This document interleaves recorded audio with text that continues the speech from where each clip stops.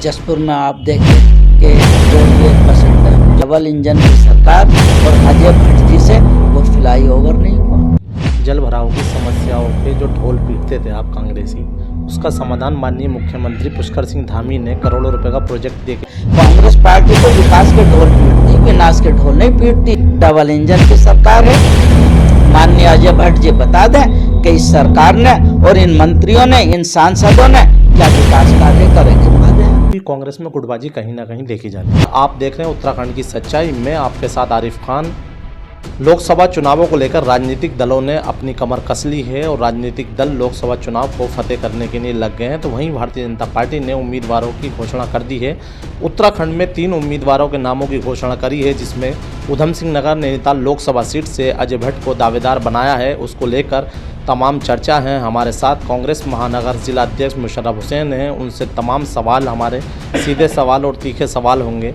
मैं आपको बता दूं कि कांग्रेस पार्टी एक ऐसी पार्टी है जो पिछले 70 सालों से इस हिंदुस्तान में राज करती आई है और कांग्रेस पार्टी इस हिंदुस्तान को चलाना जानती है और विकास करने का एक रास्ता आयाम देने का अंजाम कर चुकी है। लोकसभा चुनाव के लिए कांग्रेस पार्टी मुस्तैदी के साथ तैयार है।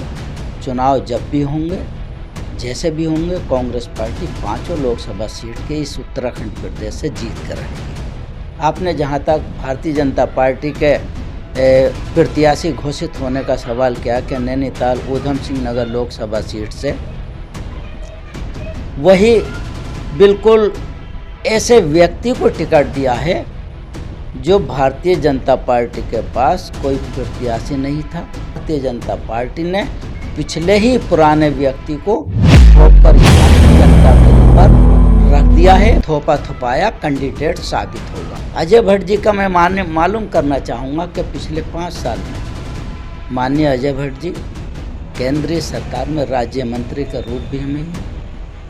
पिछले 5 सालों में क्या विकास कार्य किए हैं। अगर मैं बात करूं कि इस लोकसभा में 14 विधानसभाएं आती हैं, एक विधानसभा की अगर मैं बात करूं तो मेरे पास आंकड़ों के साथ हैं कहां पर किस विधानसभा में, चाहे वो नैनीताल विधानसभा हो, हल्द्वानी विधानसभा हो, काला ढूंढ में आप देखो कितना पुरजोर तरीके से, जसपुर में आप देखें कि रोडवेज बस अड्डा जो हमारे विधायक आदेश चौहान हैं, उन्होंने अभी भी विधानसभा में बस अड्डे के लिए डिमांड की है। स्टेडियम भी नहीं बना पाए, कोई विकास कार्य नहीं किया। काशीपुर विधानसभा की आप हालत देखिए कि अस्पताल की हालत ऐसी है कि पिछले टाइम में स्वास्थ्य मंत्री मिस्टर धन सिंह रावत जी यहाँ आए थे।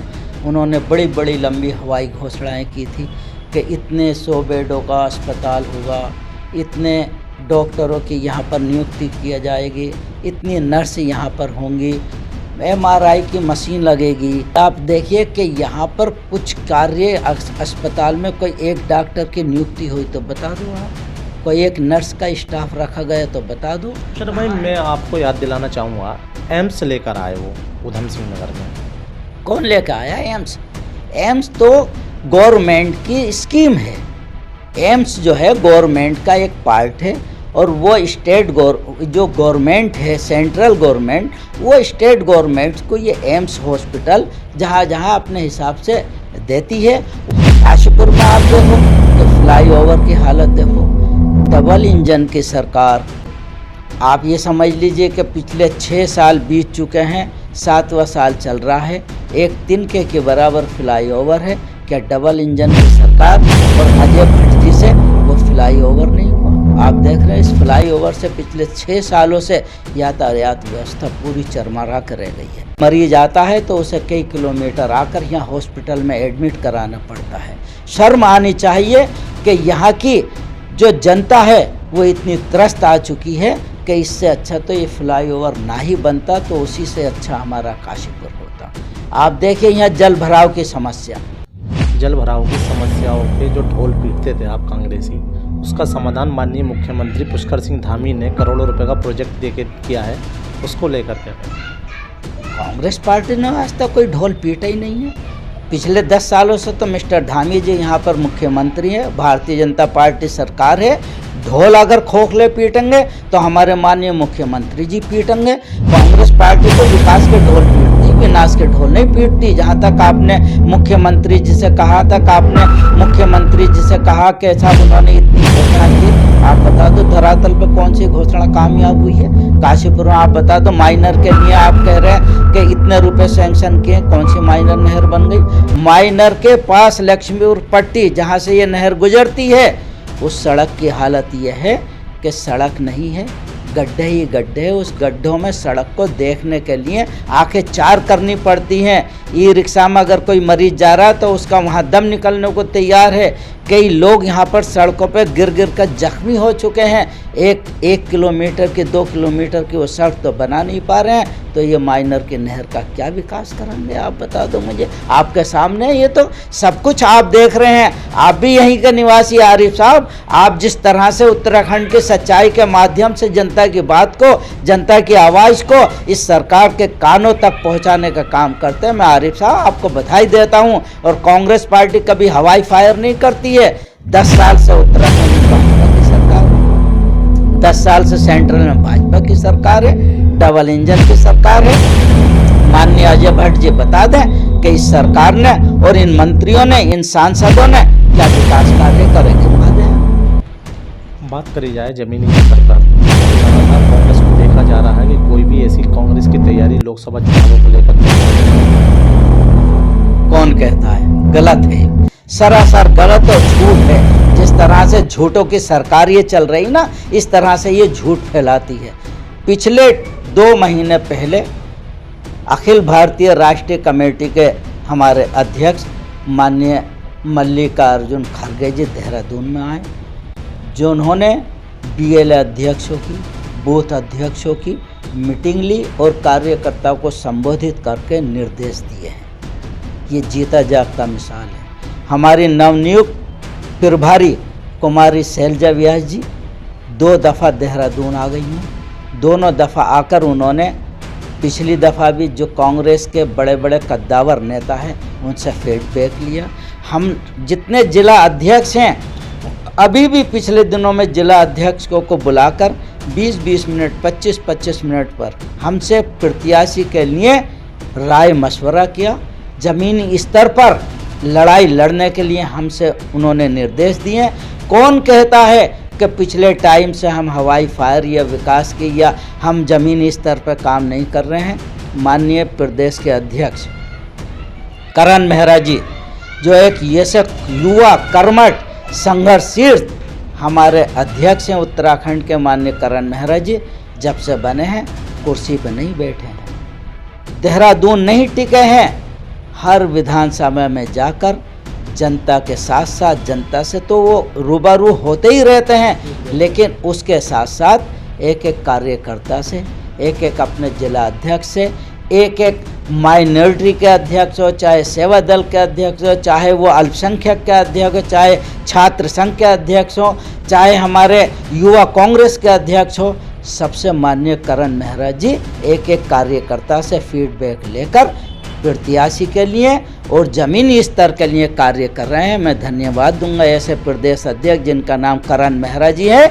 उन्होंने कांग्रेस पार्टी को संगठन के रूप में एक ज़मीनी स्तर पर लाकर खड़ा किया है। आज एक एक कार्यकर्ता का, अगर आज भी छोटे छोटे कार्यकर्ता का माननीय करण मेहरा जी को फ़ोन जाता है और अगर वो व्यस्त होते हैं, तुरंत ही 5 मिनट के बाद उस कार्यकर्ता को कॉल बैक करते हैं कि बताइए क्या बात है, क्या नहीं। कांग्रेस के कद्दावर नेता हैं, ज़मीनी स्तर पर अपनी पकड़ मजबूत रखते हैं, उन पे पैनी नज़र बनाई हुई भारतीय जनता पार्टी भी किसी भी तरह से उन्हें अपने खेमे में लाने के लिए, और पिछले दिनों में कुछ पूर्व विधायकों को भी अपने साथ लाइए, चाहे वो कांग्रेस के हों या UKD के नेता हों, उसको लेकर क्या कहना है? अब आरिफ साहब, आप सरासर पता नहीं कैसे कैसे क्वेश्चन कर रहे हैं, बड़े उल्टे क्वेश्चन कर रहे हैं। आप तो सीधे क्वेश्चन करने वालों में से ऐसे लिखने वाले आरिफ साहब पत्रकार हैं, आप उल्टे क्वेश्चन कर रहे हैं। आपको मैं बता दूं कि जो भारतीय जनता पार्टी ने कांग्रेस के जो दोधारी तलवार वाले नेता थे, उन्हें पिछले टाइम से कांग्रेस पार्टी ने अपनी पार्टी से निलंबित कर दिया था। वो छुटे हुए कारतूस थे,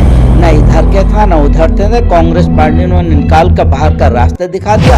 अब चाहे उसे चाहे बीजेपी बीजेपी ले ले, चाहे कोई और दल ले ले, उसमें हम क्या कर सकते हैं। हरीश रावत अपने पुत्र की भी मांग कर रहे हैं टिकट को लेकर, हरक सिंह रावत भी मांग रहे हैं 1 अनार 100 हरिद्वार में देखे जा सकते। हरिद्वार मैं मालूम करना चाहूँगा कि भारतीय जनता पार्टी ने 3 टिकट ये डिक्लेयर किए हैं, 5 के 5 क्यों नहीं किए? क्या डर है साहब हरिद्वार से या टीडी पौड़ी से क्यों नहीं किया? 5 एक साथ लिस्ट डिक्लेयर कर देते हैं।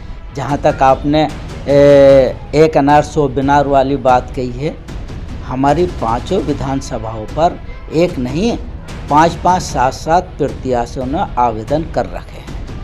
कांग्रेस पार्टी लोकतांत्रिक पार्टी है, उसमें छोटे से छोटा कार्यकर्ता भी प्रत्याशी के रूप में अपना आवेदन कांग्रेस पार्टी हाईकमान को दे सकता है।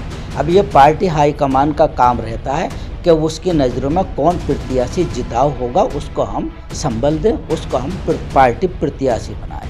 हरिद्वार में जहाँ तक आप माननीय हरीश रावत जी जो हमारे पूर्व मुख्यमंत्री रह चुके हैं उनकी बात कर रहे हैं, तो हरीश रावत जी एक बड़ा कद हैं, बड़े नेता हैं, उत्तराखंड में वो हमारे सर्वोपरि नेता हैं और अब उनका काम हम लोगों को आशीर्वाद देने के रूप में चल रहा है। जहाँ तक हरिद्वार सीट से है, जिसे पार्टी हाईकमान टिकट देगी उसे सब जगह से कांग्रेस का सिंबल जिसे होगा उसे हर कार्यकर्ता लड़ाने के लिए बिल्कुल जी जान से जुटा हुआ होगा।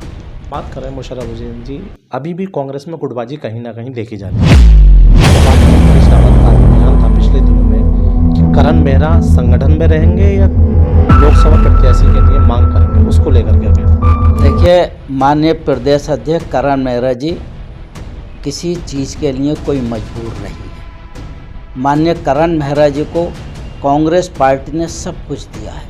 करण मेहरा जी को तो उस समय विधायक बनाया है जिस समय वो बहुत छोटी उम्र के थे, और माननीय करण मेहरा जी को नेता प्रतिपक्ष भी बनाया है। करण मेहरा जी किसी चीज़ को मांगने के लिए नहीं है, करण मेहरा जी पार्टी के संगठन को मजबूत करने के लिए, कांग्रेस पार्टी को जिताने के लिए माननीय प्रदेश अध्यक्ष जी की ये कुर्सी संभाली है। माननीय हरीश रावत जी ने बयान दिया, उसे करण मेहरा जी ने कहा कि मैं पार्टी का एक सिपाही हूँ, पार्टी हाईकमान मुझे जो भी जिम्मेदारी देगा मैं उस जिम्मेदारी को मुस्तैदी के साथ करूँगा, पूरा करूँगा, और मैं अपने हाईकमान की नज़रों में पार्टी संगठन को मजबूत करके चाहे जिसे टिकट मिले उसको जिताने के भरपूर प्रयास करूँगा। ये थे हमारे साथ कांग्रेस के महानगर जिलाध्यक्ष मुशर्रफ हुसैन जी, जिन्होंने अपने बेबाकी से सवालों के जवाब दिए और अपनी बात को रखा। उनसे मेरे तीखे सवाल थे। आप जुड़े रहिए उत्तराखंड की सच्चाई पर और देखते रहिए, और चैनल को सब्सक्राइब करें, लाइक करें, कमेंट करें। मैं आपके साथ आरिफ खान, नमस्कार।